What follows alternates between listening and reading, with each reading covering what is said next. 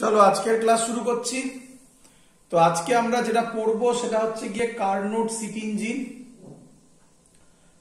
আগেই আমরা বলেছিলাম যে আজকে থার্মোডাইনামিক্সের এটা শেষ লেকচার হবে, থার্মোডাইনামিক্স কমপ্লিট হবে আজকে পুরোটা করলে। তো কার্নোট সিটি ইঞ্জিন থেকে যা যা আমি বলবো সব কোশ্চেনই প্রায় পরীক্ষায় দেয়, একটু ভালো করে অবজার্ভ করবে কারণ পুরোটাই ইম্পর্টেন্ট, বোর্ডের রেসপেক্টেও ইম্পর্টেন্ট, জয়েন্টের রেসপেক্টেও ইম্পর্টেন্ট। তো তার আগে আমরা আগের দিন যেটা পড়েছি সেটা একটু রিক্যাপ করিয়ে দিচ্ছি। কি করেছি আগের দিন সেগুলো একটু বলে দিই। আমরা আগের দিন আমরা শুধুমাত্র হিট ইঞ্জিন পড়েছিলাম, কার্নোটস হিট ইঞ্জিন, এটা হবে কার্নোটস হিট ইঞ্জিন। আমরা আগের দিন হিট ইঞ্জিন পড়েছিলাম। হিট ইঞ্জিন মানে কি ছিল, এটা তার স্ট্রাকচার ছিল T1 T2 রিজেক্ট, এটা T2 এটা Q1 নেবে, এটা Q2 ছাড়বে, এখান থেকে ওয়ার্ক ডান হবে W Q1 minus Q2, efficiency 1 minus Q2 by Q1। সবার ক্লিয়ার এত অবধি? এত অবধি সবার ক্লিয়ার?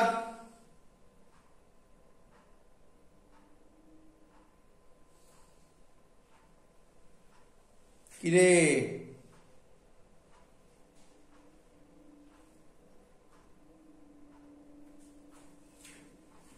সবাই দেখতে পাচ্ছিস? তাহলে রিপ্লাই না করলে আমি বুঝবো কিভাবে সেটা? এত অবধি ক্লিয়ার সবার, যত অবধি আমি বলেছি?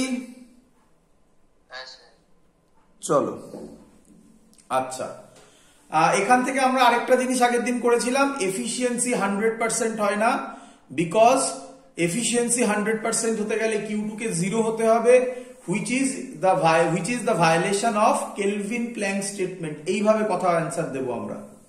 চলো তো আজকে আমরা শুরু করছি কার্নোট সিটি ইঞ্জিন। তো প্রথমে আগে বলি কি ঘটনাটা ঘটলো। কার্নোট একজন সায়েন্টিস্ট, তিনি এসে বললেন যে আমি এমন একটা ইঞ্জিন বানাবো যে ইঞ্জিনের এফিশিয়েন্সি এর থেকে বেশি আর কোনোদিনও সম্ভব নয়। উনি বললেন এরকম একটা ইঞ্জিন বানাবেন। আগের দিন নিঃসন্দেহে বলেছিলাম যে আমরা তাহলে যা পড়াশোনা করছি সব হচ্ছে ideal heat engine. Ideal heat engine মানে কি, মানে সেখানে friction, dissipative forces, friction is an example of dissipative forces, dissipative forces, friction আর ভিসকোসিটি, ইলাস্টিসিটিও একটা এক্সাম্পল, এসব সব জিরো থাকবে, যেটা রিয়ালিটিতে পসিবল নয়। দ্যাটস ওয়াই কার্নোটস এমন একটা হিট ইঞ্জিন বানালে, এবং তার যা এফিসিয়েন্সি হলো আমরা এক্ষুনি করব। আমি একটু মুখে বলে দিচ্ছি, দেখে নাও কি হবে। ইটার ভ্যালু দেখো লেখা আছে 1 মাইনাস Q2 বাই Q1। আমি এক্ষুনি প্রুফ করে দেখাবো যে কার্নোট সিটি ইঞ্জিনের ক্ষেত্রে এটা কিন্তু অল ইঞ্জিনের ক্ষেত্রে এটা অ্যাপ্লিকেবল।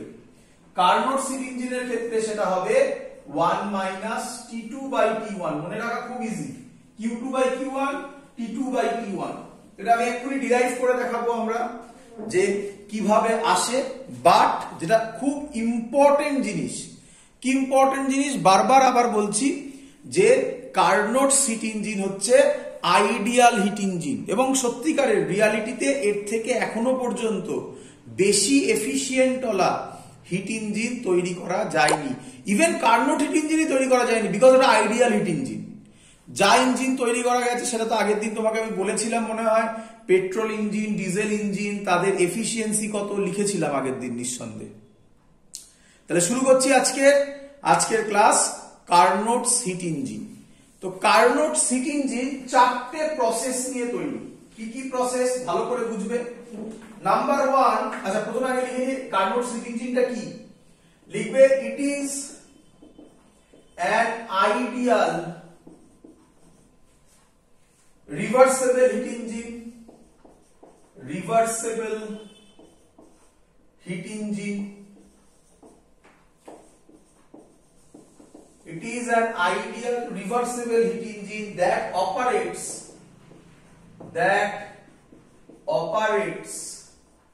between, এটা শর্টে লিখলাম betweenটাকে, between two temperatures এটাই two temperatures T1 and T2। বলো এত অবধি কারো কোনো ডাউট? এত অবধি চলো। আচ্ছা, এবার কথা হচ্ছে এই যে T1 T2 এর মধ্যে কাজ করবে সেটা কটা প্রসেস নিয়ে তৈরি, সেগুলো আগে বলি। ইট কনসিস্টস অফ, খুব ইম্পর্টেন্ট, যা যা বলছি সব পরীক্ষায় দেবে। It consists of number 1 isothermal expansion. আমরা পড়িয়েছি isothermal process, isothermal expansion. Number 2 adiabatic expansion. Number 3 isothermal compression. Isothermal compression. Number 4 adiabatic compression.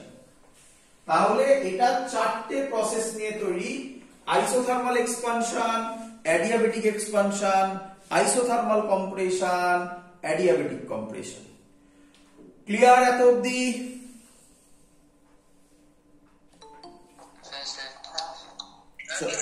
চলো নেক্সট। এবার কোশ্চেন হচ্ছে এটা কিভাবে অ্যাচিভড হয়। তো সেটার জন্য তোমাদের বিভিন্ন বইতে এটা একটা ডিটেইলস ডিসকাশন করা আছে। তো সেই ডিটেইলস ডিসকাশনটা বোর্ডসের রেসপেক্টে বলো বা জেই রেসপেক্টে বলো আমাদের কাছে ইম্পর্টেন্ট নয়, ওখান থেকে কোনোদিনও কোনো কোশ্চেন আসে না। তো ডাইরেক্টলি তাই আমরা পিভি ডায়াগ্রাম দিয়ে এর যে ম্যাথামেটিক্যাল ডিরাইভেশন সেটাকে বোঝাচ্ছি। আমি আবার রিপিট করছি, এর একটা ফিজিক্যাল এক্সপ্লেনেশন আছে, ফিজিক্যাল এক্সপ্লেনেশনটা অনেকটা বড়। তো যদি কারোর ইন্টারেস্ট হয়, যখন নর্মাল ক্লাস হবে কেউ আমাকে বলো, আমি তোমাদের বলবো সেটা, বাট ওটা থেকে কোনো কোশ্চেন আসবে না, কোনো লজিক লাগবে না, জয়েন্টেও লাগবে না, বোর্ডসেও লাগবে না। তাই আমি ডাইরেক্টলি চলে যাচ্ছি পিভি ডায়াগ্রামের কনসেপ্টে। তার আগে আচ্ছা, যে জায়গাগুলোতে তোমাকে একটু নজর দিতে হবে সেটা হচ্ছে কার্নোট সিট engine, reversible, that operates ideal reversible heat engine, মানে রিভার্সেবল হতে হবে, তাই তো নাকি? ক্লিয়ার? এটা একটা ইম্পর্টেন্ট পয়েন্ট। হ্যাঁ, রিভার্সেবল হিট ইঞ্জিন হতে হবে। দেখা যাক রিভার্সেবল হয় কিনা, আমরা আসবো। তার আগে আমি কিছু কোশ্চেন করবো। আগের দিন আমি তোমাকে বলেছিলাম আইসোথার্মাল অ্যাডিয়াবেটিক প্রসেসটা একটু দেখে রেখো। যাই হোক, আমি কিছু কোশ্চেন করবো। কে আমায় বলবে আইসোথার্মাল আর অ্যাডিয়াবেটিকের মধ্যে কার স্লোপ, পিভি ডায়াগ্রামে কার স্লোপ বেশি? Very good, adiabatic. তাহলে এটা নিয়ে তো তোমরা অনেকেই গুলিয়েছিলে, তবুও একবার আমরা প্র্যাকটিস করে নিই। চলো, এটা পিভি ডায়াগ্রাম, ধরো পিভি ডায়াগ্রাম। আমি এটা পরে বড় করে আঁকবো, এখন আপাতত একটু বুঝে নাও একবার, তারপরে এগুলো সব মুছে দিয়ে এটাকে একেই সব ম্যাথামেটিক্স হবে। PV diagram, isothermal expansion. আমাকে বলো দুটো প্রসেস আমি নাম দিচ্ছি এ, বি আর সি। আমাকে বলো অ্যারোটা ফলো করবে। একটা প্রসেস হচ্ছে এবি, আরেকটা প্রসেস হচ্ছে বিসি। চলো শুরু করি। ভালো করে অবজার্ভ করো বাবা, একদম সহজ, ভালো করে বোঝো, কোনো ডাউট যেন না থাকে। চলো, দুটো প্রসেস আমি এঁকেছি তোমার চোখের সামনে, একটা হচ্ছে এবি আর একটা হচ্ছে বিসি। আগে আমার কোশ্চেনের অ্যান্সার দাও সবাই। আচ্ছা, এবি বেশি স্টিফার মানে বেশি স্লোপ না বিসির বেশি স্লোপ? সবাই ক্লিয়ার? এই অ্যান্সারটা কি সবার যে বিসি বেশি স্লোপ?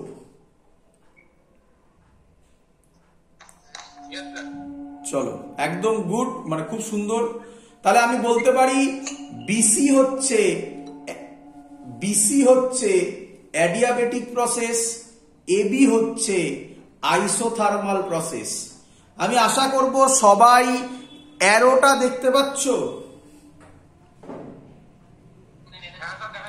তাহলে আমাকে বলো, এতে যা ভলিউম, বিতে ভলিউম বাড়ছে না কমছে?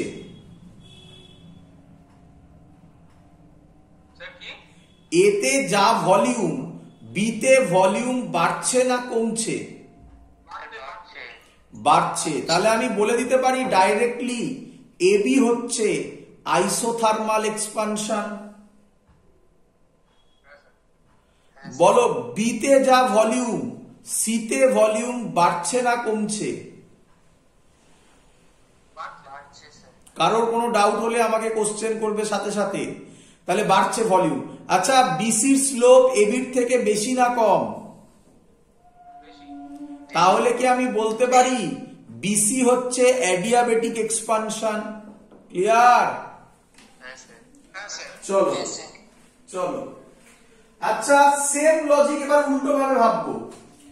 তাহলে এরকম একটা হবে, এটা হবে সি ডি, আর এরকম একটা হবে, এটা হবে ডি এ। আর বলার দরকার নেই। বলো তোমরা এবার আমাকে, সিডি বড়, সিডির স্লোপ বেশি না ডি এর স্লোপ বেশি? তাহলে আমি বলতে পারি সিডির স্লোপ কম। সিডির স্লোপ কম হলে সিডি হবে আইসোথার্মাল, ডিএ হবে অ্যাডিয়াবেটিক। বলো বুঝলে কিনা? অ্যারো দেখা যাচ্ছে সবার? আচ্ছা, সিতে যা ভলিউম, ডিতে ভলিউম বাড়ছে না কমছে? তাহলে কি আমি বলতে পারি সিডি হচ্ছে isothermal compression? Same logic apply করলে আমি কি বলতে পারি ডিএ হচ্ছে, আচ্ছা ডিতে ভলিউম বেশি না এতে ভলিউম বেশি? হ্যাঁ,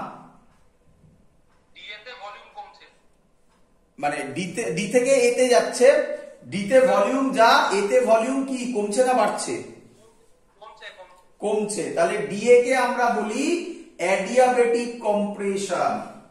তাহলে ছবি ওয়াইজ এটা সবাই বুঝেছো কিনা বলো? আইসোথার্মাল এক্সপানশন হচ্ছে এবি, অ্যাডিয়াবেটিক এক্সপানশন হচ্ছে বিসি। কেন হলো বুঝতে পেরেছো সবাই আশা করি। আইসোথার্মাল কম্প্রেশন হচ্ছে সিডি, অ্যাডিয়াবেটিক কম্প্রেশন হচ্ছে ডিএ। বলো এতটুকু কারা কারা বুঝেছো?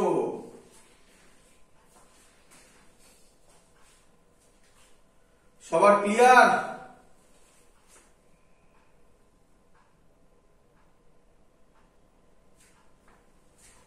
কিরে সবার ক্লিয়ার?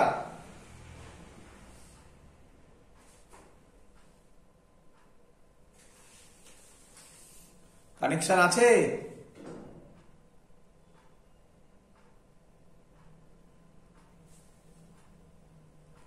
হ্যালো,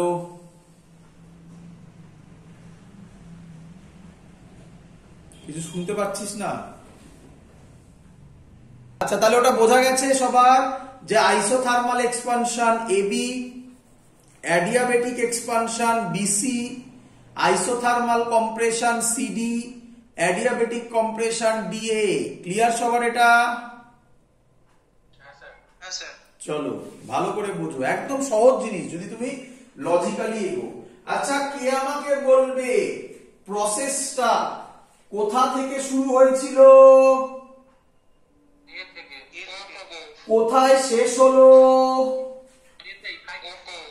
কোন দিন আমি শিখিয়েছিলাম, আগের দিন বুঝিয়েছিলাম মনে হয়, হিট ইঞ্জিন বা হিট ইঞ্জিন, আমি এরকম কথা বলেছিলাম, second law of thermodynamics only applicable for cyclic process. তাহলে it is an ideal reversible সাইক্লিকও লিখতে পারি আমরা নাকি ডেফিনেশনে, সাইক্লিক হিট ইঞ্জিন। বলো সবার ক্লিয়ার হলো কিনা? চলো, তাহলে সাইক্লিক প্রসেসও আমরা বুঝতে পারলাম। আচ্ছা, এবার আমরা প্রত্যেকটা জিনিস ধরে ধরে ক্যালকুলেশন করে ওয়ার্ক ডান বার করব। কিভাবে ওয়ার্ক ডান বার করব বুঝে নাও। আমরা সবাই জানি আইসোথার্মাল প্রসেসের ওয়ার্ক ডান কি, সেগুলো করব। অ্যাডিয়াবেটিক করব, আইসোথার্মাল কম্প্রেশন করব, অ্যাডিয়াবেটিক কম্প্রেশন করব, করে টোটাল করব, যা অ্যানসার বেরোবে বেরোবে। চলো শুরু করি। আচ্ছা তাহলে এগুলো মুছে দিই, এগুলো আর আমাদের লাগছে না এই জায়গাগুলো। এবার আমি কিছু কথা বলবো, প্রচুর ইনফরমেশন দেওয়ার আছে আমার তোমাকে, তাই স্লোলি এগোবো, এই জায়গাটা স্লোলি এগোবো। চলো আমি ধরছি এ পয়েন্টে প্রেসার হচ্ছে P1, volume V1, temperature T1, ধরতেই পারি আমি pressure P1, volume V1, temperature T1। Clear এত অবধি? আচ্ছা এগোচ্ছি, কঠিন জায়গায় যাচ্ছি, যদি বুঝে থাকো অ্যানসার দিতে পারবে। একবার কেউ আমায় বলবে এবিটা কি প্রসেস? আচ্ছা প্রেসার কমছে, ভলিউম বাড়ছে, তার মানে প্রেসার আর P1, ভলিউম আর V1 হবে না। এই বি পয়েন্টে ধরলাম P2, V2, কে আমায় বলবে টেম্পারেচার কি হবে? ভেরি গুড, ভেরি গুড, এটাই শেখানোর উদ্দেশ্য ছিল আমার। T1 থাকবে, কেন? এখানে যা টেম্পারেচার এখানে সেম টেম্পারেচার, তবেই তো এটা আইসোথার্মাল হবে। আইসোথার্মালের ডেফিনিশন কি? Temperature remains constant. বলো বুঝলে কিনা? চলো তার লোকে কবিতার মতো মুখস্থ করে ফেলে, লোকে ভাবে P1 V1 T1, তাহলে ওটা হবে P2 V2 T2। আরে থোড়াই কবিতা করছি, ওটা T2 থোড়াই হবে, ওটা T1 হবে। চলো একই ভাবে বলো সি পয়েন্টে হবে P3 V3 T2, কারণ এখানে তো টেম্পারেচার চেঞ্জ হবে। অ্যাডিয়াবেটিক মানে কি? No exchange of energy between system and surroundings. Exchange of energy কি দিয়ে রিপ্রেজেন্টেড হতো? কিউ দিয়ে রিপ্রেজেন্টেড হতো। এখানে তো প্রেসার, ভলিউম, টেম্পারেচার নিয়ে কথা হচ্ছে, কিউ থোড়াই আছে, তাহলে অবভিয়াসলি কিউ জিরো হতো, এই সরি সেম হতো, ডেল্টা কিউ জিরো হতো, তাহলে এখানে তো টেম্পারেচার চেঞ্জ হবে। ক্লিয়ার? এবার ডি পয়েন্টে হবে সেটা ভালো করে, আবার কে বলবে ডি পয়েন্টে কি হবে? P4 V4, তারপরে P3। কেন? সিডি কি প্রসেস? সিডি কি প্রসেস?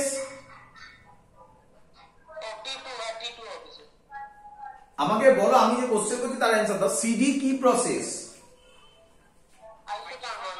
আইসোথার্মাল। তাহলে আমি বলতে পারি, সহজ করে ভাবো, কঠিন কিছু নয়, তাহলে আমি বলতে পারি সি পয়েন্টে যা টেম্পারেচার ডি পয়েন্টে সেম টেম্পারেচার হবে। সি পয়েন্টে কত টেম্পারেচার লিখেছি?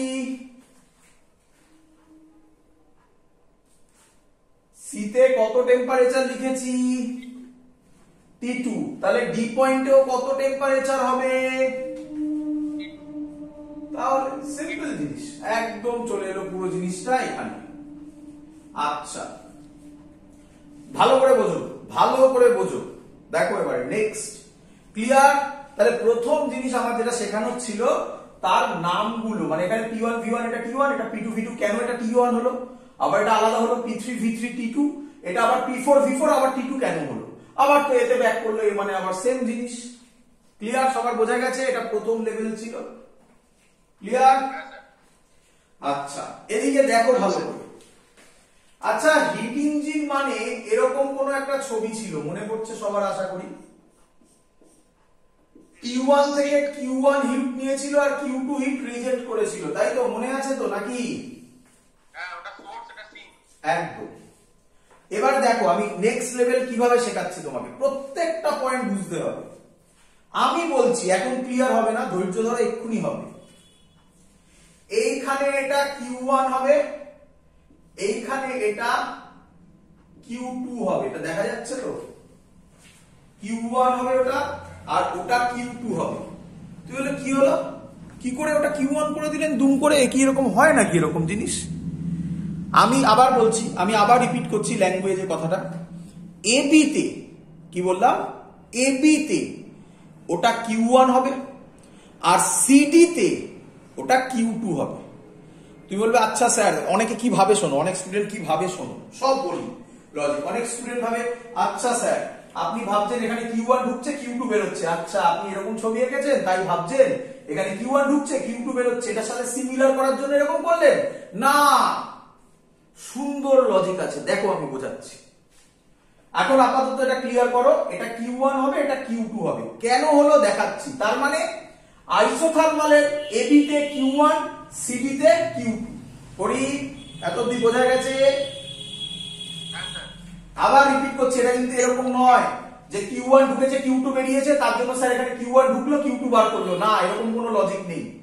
কেন স্যার এটা করলো, এটার সাথে এটা এবার সিমিলারিটিস চলে এলো। হ্যাঁ, যে এবার এটা বুঝে যাবে সে এবার মনে রাখতে পারে এইভাবে যে আচ্ছা তাহলে এটা যেমন Q1 Q2 বেরিয়েছে তাহলে এটাতেও Q1 Q2 হবে। কিন্তু কেন হলো তার অ্যান্সার শেখাচ্ছি, করি।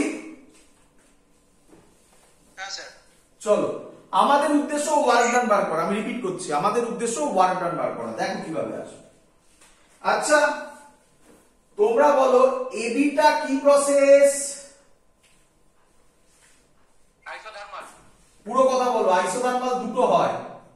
Isothermal expansion sir. Good, isothermal expansion. আমি রিপিট করছি, পড়ানোর পর কোনো কোশ্চেন থাকবে না, সব সলভ। চলো আচ্ছা, ফার্স্ট ল অফ থার্মোডায়নামিক্স, আচ্ছা ফার্স্ট ল অফ থার্মোডায়নামিক্স পরে বলবো। আচ্ছা আইসোথার্মাল এক্সপানশনে আমরা ওয়ার্ক ডান পেয়েছি, WAB নাম দিলাম। আইসোথার্মালের ওয়ার্ক ডান ছিল nRT log E বেস। মনে করছে আশা করি সবার, যদি মনে না পড়ে তাহলে তোমরা আগের ভিডিও দেখো। log E বেস, হ্যাঁ কে বলবে? এই হলো P1 বললি না V1 বললি?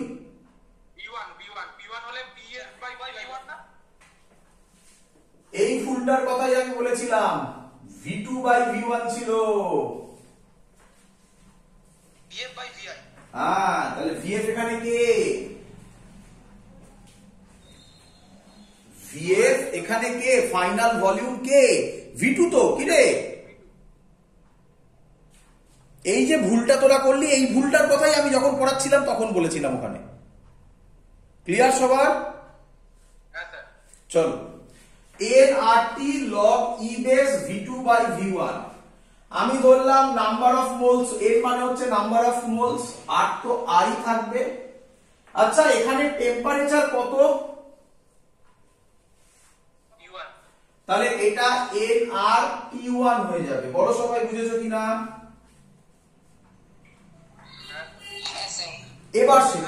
এবার শেখো।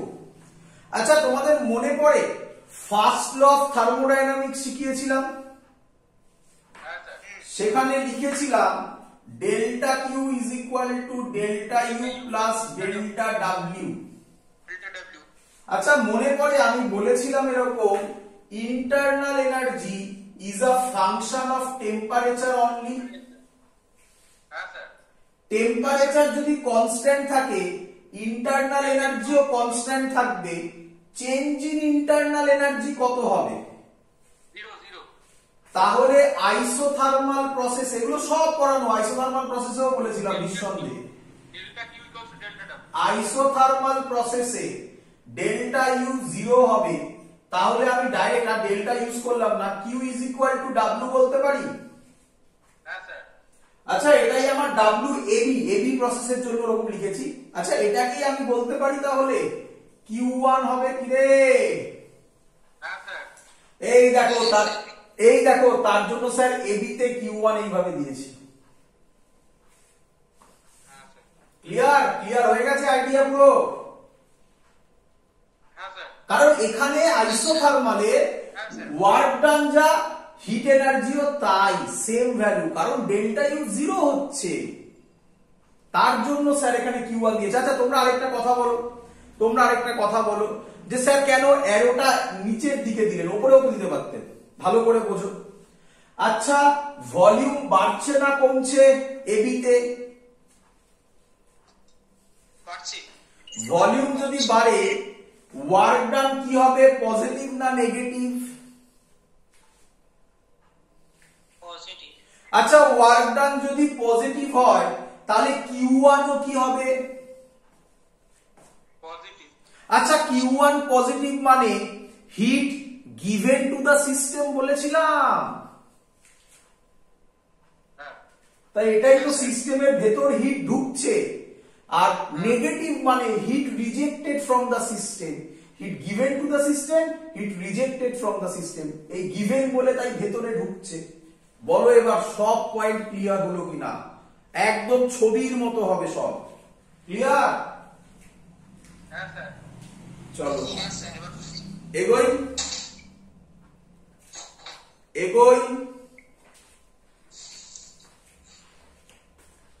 আরে এগোবো,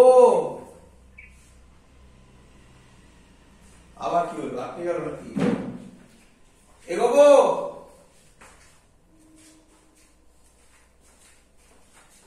শুনতে পাচ্ছিস?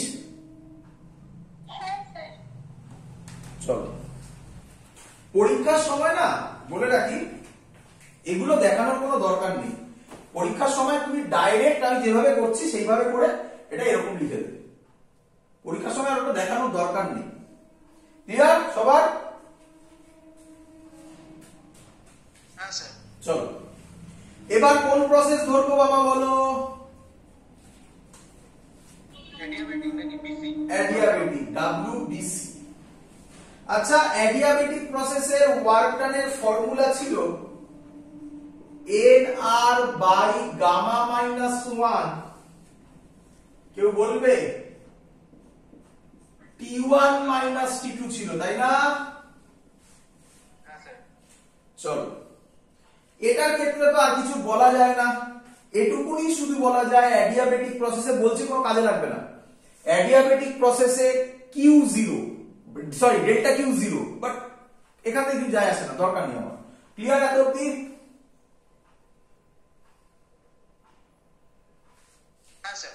কেউ কেউ একটা কাজ করে রাখতে পারো, অ্যাডিয়াবেটিক প্রসেসের জন্য এটাই ডেল্টা ইউ হবে। বলো এটা বুঝলে কিনা সবাই? কেন? কারণ এটা লাগবে না কোনো কাজে, এমনি এক্সট্রা বললাম। কারণ Q is equal two 0, delta Q is equal two 0, এটা বুঝলে সবাই? হ্যাঁ স্যার। এটা লাগবে না। যদি বাই চান্স তোমায় কেউ বলে যে ইন্টারনাল এনার্জি কি হবে, তখন তুমি এটা লাগাতে পারো। এরকম ডিফিকাল্ট কোশ্চেন আসেনি আজ পর্যন্ত, দিতে পারে, না দেওয়ার তো কিছু নেই, দিতেই পারে। ক্লিয়ার? চলো আচ্ছা এবার WCD করব। সাবধান, সিডি তে সাবধান। WCD কে বলবে? কোন প্রসেস? আইসোথার্মাল। তাহলে তার ফর্মুলা হবে nRT2। এত অবধি সবার আশা করবো আমি ক্লিয়ার। হ্যাঁ স্যার। nRT2। এবার গুলোনো শুরু করবে, অনেক স্টুডেন্ট গুলোনো শুরু করবে। ভালো করে দেখবে, তুমি তোমার ফর্মুলাকে ছাড়বে না, লগ ই বেস। বলো কি লিখবো?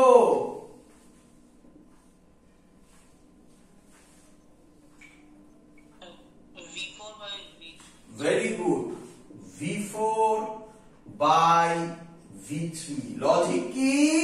Final by initial volume. Final হচ্ছে V4, ইনিশিয়াল হচ্ছে V3। এবার কমন সেন্স ইউজ করো। অনেকে এটা করে দেয়, আমিও করব লাস্টে, পরে করব। কমন সেন্স ইউজ করো। সিডি তে ভলিউম কমছে না বাড়ছে? কমছে। তাহলে ওয়ার্ক ডান নেগেটিভ হবে না পজিটিভ হবে? নেগেটিভ হবে। কই স্যার নেগেটিভ তো দেখা যাচ্ছে না? আরে বাবা, নেগেটিভ হতে গেলে এই V4 টা তখন হয়ে যাবে এটা V3 বাই V4, কারণ V4 তো ছোট আর V3 তো বড়। ওইটা ফাইনাল, এটা ইনিশিয়াল। একদম, এখানেই মাইনাস সাইনটা এর মধ্যে লুকিয়ে আছে। বলো এটা বুঝলে কিনা সবাই? হ্যাঁ স্যার। তো তোমাকে ওসব মাথা ঘামাতে হবে না। আরে বাবা, মাইনাস সবসময় চোখে দেখা যাবে না, মাইনাস এর ভেতর লুকিয়ে আছে, পরে দেখবে তুমি। ক্লিয়ার? চলো আচ্ছা, তাহলে আমি পরের লাইন কি এটা লিখতে পারি বাবা? পরের লাইন ওর মধ্যেই লিখবো। এটা যেহেতু আইসোথার্মাল, আমি আর তোমাকে এটা বোঝাতে হবে আমাকে যে এটাই Q2 হবে। আচ্ছা, এক্ষুনি তুমি আমায় বললে ওয়ার্ক ডান কমন সেন্স দিয়ে, এখনো ম্যাথামেটিক্যালি আসেনি, মাইনাস সাইনটা দেখতে পাচ্ছ না, দেখতে পাবে, দেখতে পাবে, পরে দেখতে পাবে, ধৈর্য ধরো। আচ্ছা, সি থেকে ডি ভলিউম কমছে, ওয়ার্ক ডান নেগেটিভ হবে, তাহলে Q2 ও কি হবে? নেগেটিভ মানে কি বলতে পারি? Heat rejected by the system. এই দেখো রিজেক্ট হচ্ছে, বলেছিলাম বোঝাবো, পুরো বোঝালাম। ক্লিয়ার? একদম ক্লিয়ার স্যার। চলো এবার কাকে ধরবো তোমরা বলো? এবার এডি করব, মানে ডিএ। ডিএ। এডি বলবে না, ডিএ বলবে, অ্যারো ফলো করবে। হ্যাঁ, WDA। আচ্ছা, ডিএ আবার কি process? Adiabatic compression. Adiabatic compression. তুমি তোমার জায়গায় থাকবে nr বাই গামা মাইনাস 1। ভালো করে বলো, ওটা ছিল T1 মাইনাস T2, মানে ইনিশিয়াল মাইনাস ফাইনাল। আর এটা তাহলে আমি ইনিশিয়াল মাইনাস ফাইনাল, ইনিশিয়াল কে? T2 minus T1। Very good, T2 minus T1 হবে। আবার ভালো করে বোঝো, ভালো করে বোঝো, দেখো লজিক দেখো, ভালো করে বোঝো। কমন সেন্স, কমন সেন্স কি বলছে? ডিতে যা ভলিউম, এতে ভলিউম কমছে না বাড়ছে? কমছে। তাহলে ওয়ার্ক ডান কিসে আসার কথা? আরে বাবা, এখানে একটা মাইনাস কমন নিলে এটা তো T1 মাইনাস T2 হবে, তখনই তো এটা কেটে যাবে। কিন্তু আমরা কিসের ওপর জোর দিয়েছি? ফাইনাল ইনিশিয়াল, ইনিশিয়াল ফাইনাল ফর্মুলার ওপর, সাইনের ওপর জোর দিইনি। সাইন কমন সেন্স থেকে বার করব। প্রচুর বইতে এটা সাইন দিয়েও করা থাকে, এক একজন এক একটা প্রসেস ফলো করে, সেটাও কারেক্ট। তবে আমি যে প্রসেস বলছি সেটাতে ফলো করো, দেখবে কোনো প্রবলেম হবে না, এর পরের হায়ার ম্যাথামেটিক্সেও কোনো প্রবলেম আসবে না। চলো এগোই।